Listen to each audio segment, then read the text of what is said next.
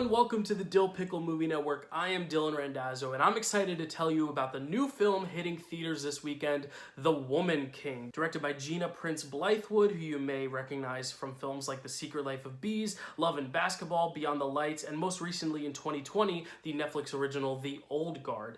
The film stars a plethora of amazing talents, but at its center is Viola Davis, and you know what? Sometimes I feel like we take for granted actresses like Viola Davis, like Meryl Streep, Frances McDormand, these actresses that really continue to crank out some incredible work time and time again. I think sometimes you just see Viola Davis's name on something and you're like, oh, Viola Davis is in it, it's going to be great. But we sometimes forget about what we are actually witnessing, and that is genius and brilliance on screen with almost every performance she does. And I think going into this, even though it's Viola Davis, the one and only great Viola Davis, she still finds ways to surprise me and remind me time and time again just how brilliant of an actress she is. And she is not alone. She is joined by some amazing company here, specifically Thuso Mbedu, who is maybe not a household name, but if you watch Barry Jenkins, The Underground Railroad on Amazon Prime, you definitely know who this is. She is a phenomenal actress. I would consider to be the lead of this film. Yes, Viola Davis is kind of like the marquee name of the film, but I think Thuso Mbedu's character is the central protagonist of this film. I honestly wish she was a bigger household name, and it's a shame that something like The Underground Railroad really got no love from Emmys and award bodies, but also just from audiences in general. It's such a great work as well. If you're a fan of Barry Jenkins from Moonlight and If Beale Street Could Talk, you should go check that out. And rounding out this great trio of leading women is Lashana Lynch, who you may recognize, of course, from Captain Marvel, No Time to Die, but I really think this role serves her better than some of those other big blockbuster roles. She really gets to dive into some really emotionally deep and heavy shit in this film that I think we are not necessarily used to seeing from her, because she is playing in these more lighter, family-friendly box office blockbusters that are supposed to wow and amaze you. This film does wow and amaze you. It does have a blockbuster feel, but it is much more heavy and gritty and darker than some blockbusters you're used to seeing. This is a historical epic that I'm going to compare to some of the popular films of the 90s, early 2000s, stuff like Braveheart, stuff like Gladiator. That historical epic that is really rooted in violence and blood and pulpy grit, but that is also so crowd-pleasing, anchored by some really amazing leading performances. This movie did remind me of that, but is maybe even more so important than those films because it's bringing to light some really topical and relevant themes. Yes, this is a film depicting things that happened centuries ago, but I think the actual themes that it's conveying, especially in regards to women's rights and the difference between men and women in similar roles within this community, as well as the topics of race. There's a lot of subject regarding the slave trades of European countries with Africa, and seeing those themes woven in there as well. Despite being an older period piece, it really has those themes that still feel very fresh and new because it's the kinds of conversations we are having more of in America today. Important conversations that we should have been having for decades and centuries that have only just begun to come into light in a more broad mainstream fashion. And that's what's so special about The Woman King, is you have this more traditional vessel and template to fill in these really topical, really moving, and really relevant, urgent themes with.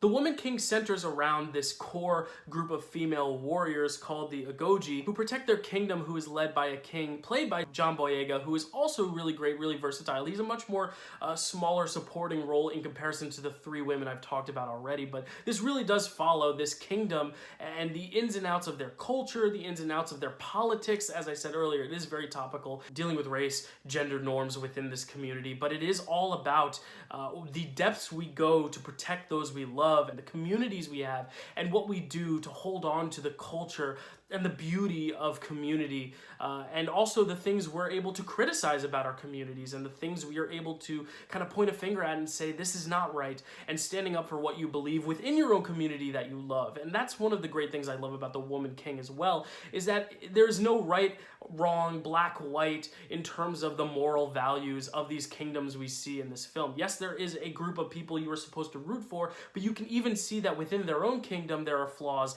that need to be sorted out, and why why it is so important to have certain people in political power and certain people fighting for that community to make their voices heard, to solve some of those problems that are so prevalent within the kingdom. I'm not going to get into the ins and outs necessarily of the characters, because there are plot twists and turns that I didn't see coming about certain relationships between these characters and what they all have to do with one another in this grand scheme of things. But I really love the character development here. It isn't just this battle epic historical film. It is also a film that is very rooted in character. What it means for Viola Davis's character being the leader of this woman tribe and trying to, balance morality and some personal traumas that she has had. Tuzo Mbedu's character, who is new to this group of women, she does not follow her parents' request to marry at this young age and is instead thrown into this group of women.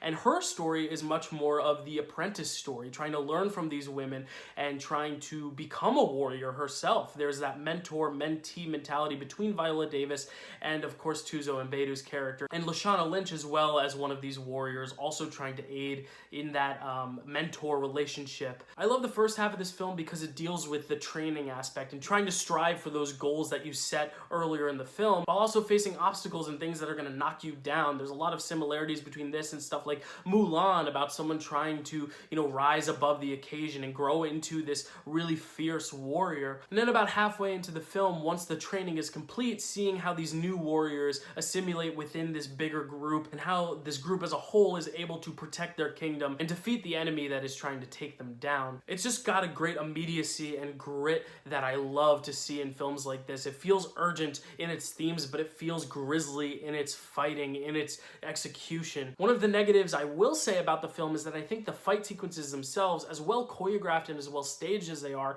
aren't exactly filmed to my liking. I prefer to see all the action in its rawest form, and I feel like sometimes, especially in modern blockbusters, editors get a little carried away in trying to show too many cuts. Sometimes the really choppy editing style of fighting is there to mask some stunt doubling, to kind of give the illusion that these are the real actresses and that we, can use these quick cuts to make sure the audience can't figure out that they're stunt doubles. In some films, quick cuts are used to create a sense of atmosphere and a close quarterness to its action, but in this sense, I feel like the grand scale of the film is not served well by all the constant cutting and interjecting that the editors make in this battle sequence. I think there are a few battle sequences that would have done better had there been some longer, drawn-out takes. I understand sometimes it's a necessity to cut the camera and to edit around something, but I felt like it was just a little too much editing, a little too much choppiness in some of those action scenes. But the actual drama, the dialogues in between those action sequences are really, really strong because the camera is able to just kind of sit there and soak in all this amazing brilliance coming from its lead actresses. As for other elements of the design, though, I think this is well costumed. I think the production design is amazing. I wouldn't be surprised if this takes home at least some nominations for Oscars in those respects. I think the score is magnificent. I think it really elevates the kind of grand epic nature of this story while also sticking to its African roots. I think another criticism I would make, and this is, I think, based on a case-to-case basis on why someone might not enjoy this film, is depending on how much you are in tune to the actual historical accuracies of this story. I think some of the story beats involving the role in slavery that this kingdom had, as well as the ruler himself, who is played here by John Boyega, I think some of the historical context there is twisted a bit to fit in line with its more progressive sense of storytelling, and I do worry that if you are a historical buff who knows all the ins and outs of this kingdom's role in society at the time, you may be a bit put off by some of the historical liberties taken, though I think as an outsider going in, having not known all these ins and outs, I was able to enjoy it because I think it does have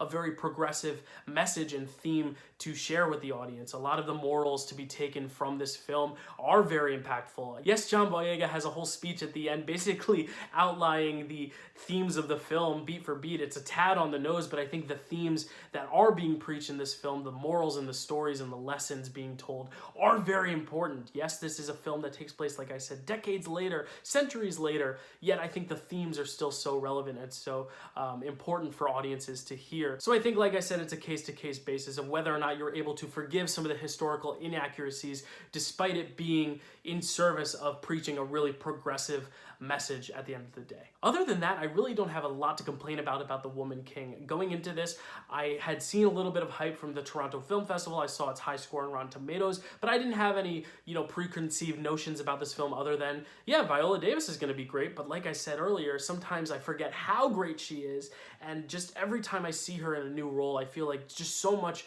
versatility is shown in every single work she's done. This is probably my favorite ensemble of any film I've seen this year, maybe second only to Top Gun Maverick. And even then, what this ensemble is doing in this film feels a lot heavier than some of the stuff we've seen in Top Gun Maverick and other larger ensemble works this year. Yes, this is an action film. There's a lot of blood, a lot of fighting, a lot of weapons, a lot of training for these warriors who are trying to become part of that elite group of warriors. But I also think first and foremost, it's an amazing character study, a great drama that is going to deliver thrills both in its bigger and smaller moments. So that is definitely a recommendation for me for The Woman King. Yes, it has some problems with historical inaccuracies. Yes, I didn't love the choppiness of the editing and some of the fight sequences, but I think all the pros definitely outweigh the cons, especially in its performances from, like I said, Viola Davis, Lashana Lynch, Tuzo Mbedu, John Boyega, Tony Award winner Adrian Warren, who also went to my college, Marymount, represent, go Griffins.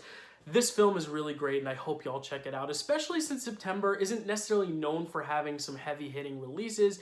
Oscar season tends to trickle out a little bit more into late October, into November and December, but I think this could be an Oscar player. I don't know if it's necessarily going to be a Best Picture player, but if it follows suit of films like Braveheart and Gladiator, well, turned out really well for them. So hopefully it'll turn out well for this. If not, I'm expecting it to at least get some costume nominations, of maybe a production design nomination. And yes, I do think Viola Davis could certainly be up for lead actress. And honestly, I would also put Tuzo Mbedu and Lashana Lynch in the conversation as well. I think Tuzo Mbedu could be lead, could be supporting, depending on how the studio decides to run their campaign. But Lashana Lynch definitely in supporting. Viola Davis and Tuzo Mbedu would be definitely in consideration for lead actress for me. So what did you think of The Woman King if you saw it? If you haven't seen it, are you going to check it out because of this review, or are you not? Are you not interested in it? That's also okay there. But remember, this is a film dealing with women's rights and black rights, and sometimes we see a lot of negative and ugly discourse online. Make sure if you're being critical of the film that you're doing it with respect and not doing it for the wrong reasons, and not just giving this film a negative review having not seen it because you feel the need to attack a certain gender or race. I've seen a lot of negative review bombing for this film. I don't think it's warranted. I don't think any review bomb is warranted. In this case, I do think it's a very good film that should be getting a lot of praise. Thank you all so much for watching. If you want to see more of what I have on the channel, feel free to subscribe. It really helps the channel grow. Or just tell your friends about it. Have them subscribe. Have them like. Have them comment. You can like. You can comment. Do all the things you need to do in order to help this channel grow. It is greatly appreciated. And thank you, of course, first and foremost, for checking out this video. I will see you next time with reviews for a lot more things coming out in the next few months for Oscar season. Thank you so much for watching. I'll see you next time.